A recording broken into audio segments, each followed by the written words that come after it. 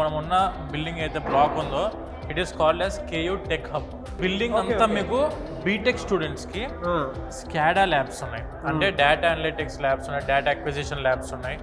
తర్వాత when coming to SOC labs ఉన్నాయి, security operation centre ఉంది లోపల, నెట్వర్క్ సెక్యూరిటీ ల్యాబ్ ఉంది, ఐఓటీ ల్యాబ్స్ ఉన్నాయి, హార్డ్వేర్ ల్యాబ్స్ ఉన్నాయి.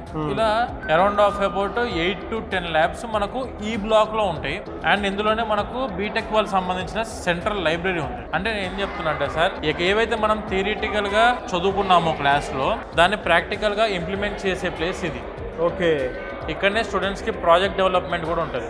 వెరీ ఇంపార్టెంట్ పాయింట్స్ ఇది. మనకు KIIF Karnavati innovation and incubation foundation అని చెప్పి మన అఫీషియల్ యూనివర్సిటీ వాళ్ళు ఎవరైనా స్టూడెంట్స్ ఇప్పుడు ప్రతి ఒక్కరిని స్కిల్స్ నేర్చుకొని జాబ్ చేయాలనే ఆలోచన 80% ఆఫ్ ద స్టూడెంట్స్ కి ఉంది.